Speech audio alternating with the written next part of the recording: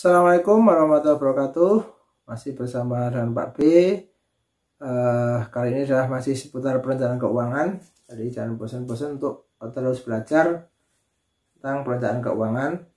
Tagline Pak B adalah wujudkan hidup sejahtera dengan perencanaan keuangan yang benar. Lagi wujudkan hidup sejahtera dengan perencanaan keuangan yang benar. Oke, kali ini Pak B akan berbicara tentang cara mengajarkan anak tentang prinsip keuangan. Jadi kejadian keuangan itu diajarkan juga di anak, karena anak akan mengikuti gaya hidup orang tuanya. Kalau orang tuanya boros, anak dari kecil sudah terbiasa boros. Kalau orang tuanya malas-malasan, anak dari kecil sudah terbiasa dengan malas-malasan. Anak tidak mandiri dari kecil adalah mandiri. Karena orang tua itu bahkan kadang ada yang salah, saking sayangnya justru membunuh anak pelan-pelan sehingga anak tidak bisa ngapa-ngapa. Tidak bisa mandiri, tidak bisa mengurus dirinya sendiri, hanya sekedar makan aja nggak bisa, misalnya nyuci, nyetrika dan sebagainya nggak bisa. Nanti kehidupan kedepannya ketika misalnya kuliah, ketika ke kos dan sebagainya, dia tidak akan bisa, dia akan stres karena apalagi tentang keuangan. Jadi kalau ada orang tua yang misalnya punya uang dihabiskan, anak akan mengikuti gaya hidupnya orang tua tersebut.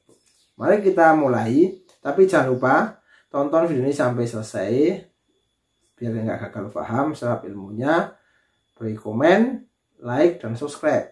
Kalau mau mengikuti konten Pak B seputar keuangan, tekan tombol loncengnya. Dan semuanya gratis.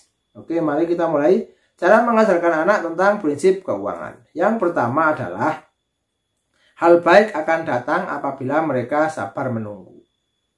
Nah, jadi kita katakan pada anak hal baik akan datang ketika kita sabar akan menunggu. Ini ada penelitian di Amerika, ini sangat terkenal penelitiannya. Anak dikasih permen di dalam satu ruangan, anak-anak kecil umur 55 tahun sampai 7 tahun itu kan, dikasih permen satu-satu semua. Terus dikatakan sama mentor ini, sama pak gurunya ini, permen boleh Anda makan, boleh kalian makan, boleh kalian habiskan. Tetapi kalau kalian sabar selama setengah jam kemudian dari saat ini dan tidak dimakan, maka akan saya tambah lagi 1 permen. Nah, itu boleh dimakan. Dari beberapa anak terjadi 2 kelompok besar. Yang satu langsung dimakan, yang satu karena dia ingin mendapatkan 2 sehingga menahan dulu selama setengah jam.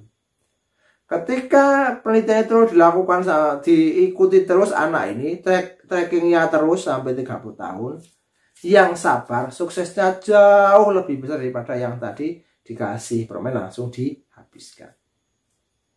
Itu adalah kenapa hal baik akan datang apabila mereka sabar menunggu. Sama dengan kita orang tua, misalnya kita mau sukses juga menunggu dulu, kita dapat uang, investasi dulu untuk mendapatkan hal yang lebih baik. Hal yang lebih baik kan seperti itu.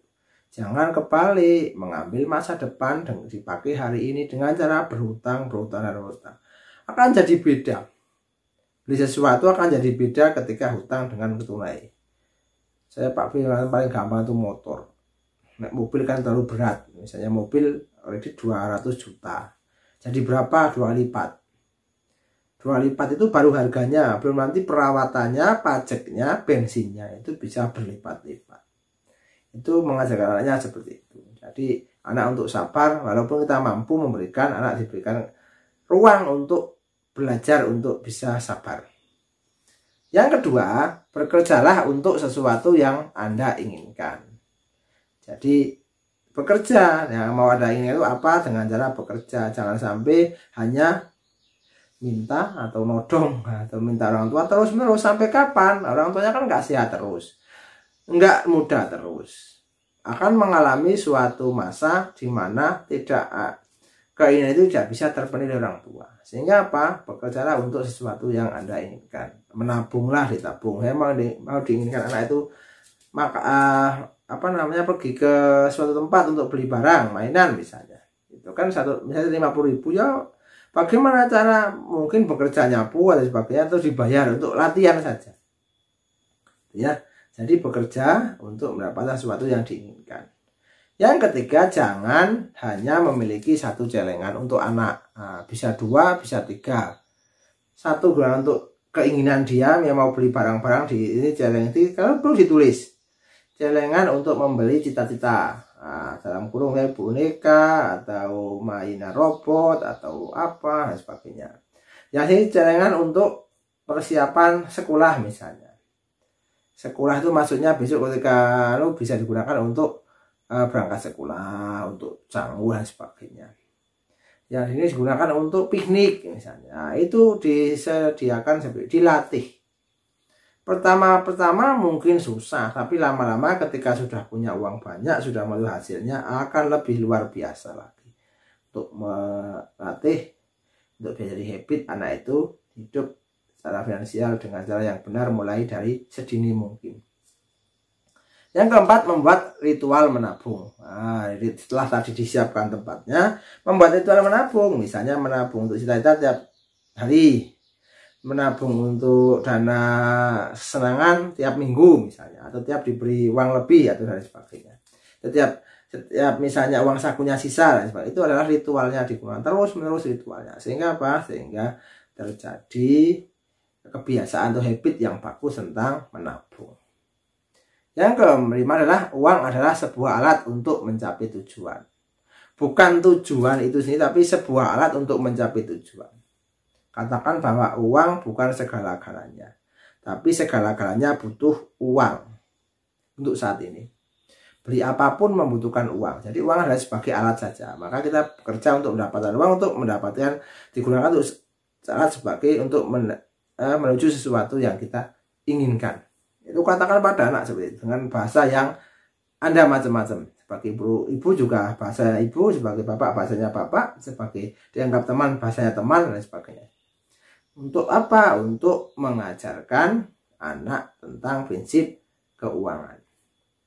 Nanti berproses, anak itu akan berproses. Bahkan ada anak yang anaknya orang kaya, tapi diajari berdagang mulai kecil. Biar nggak pemalu, biar pernah dimarahi orang, dimarahi customer, dikomplain dan sebagainya. Biar apa? Biar jiwanya menjadi jiwa-jiwa yang tangguh. Jiwa-jiwa yang akan memenangkan masa yang akan datang. Karena jiwa-jiwa yang tangguh, jiwa-jiwa yang tahan tekanan dari jiwa-jiwa yang akan memenangkan pertarungan di masa yang akan datang.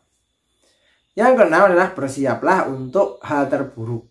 Nah, jadi hal terburuk itu misalnya ada kecelakaan, sakit, atau saudara-saudara sebagainya kan hal terburuk, sehingga mulai sedini mungkin disiapkan dana darurat untuk anak. Anak juga dana darurat, ini Pak, ini Nak, ini digunakan untuk dana darurat, jaga-jaga. Misalnya kamu sekedar beli obat, apalah, nah, itu buat seperti itu. Untuk habit, prinsip keuangannya seperti itu. Yang ketujuh, kartu kredit tidaklah gratis. Nah, ini prinsip keuangan yang saya sudah ajarkan pada anak. Kartu kredit tidak gratis, kartu kredit adalah hutang yang harus dibayar. Jangan sampai terbalik cara berpikir kita. Adalah, ya memang ini hanya untuk memudahkan pembayaran, hanya untuk dapat bonus dan sebagainya. Tapi intinya itu adalah hutang. Kita dihutangi, nanti suatu saat ditagih. Tiap bulan ditagih untuk membayar. Ya. Jadi seperti itu prinsipnya. Yang ke-8 adalah tidak ada manusia yang sempurna. Tidak ada manusia sempurna, manusia penuh dengan kekurangan dan kelebihan. Tapi setidaknya kekurangan itu diimbangi dengan kelebihan-kelebihan yang bagus. Semoga bermanfaat, semoga menginspirasi, semoga anak kita menjadi anak yang baik, sukses, solih, dan sugih atau kaya.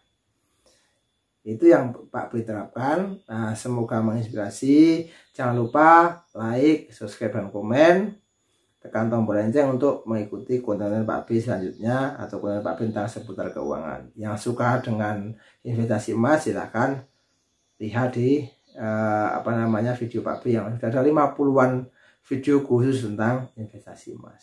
Semoga bermanfaat. See you next time.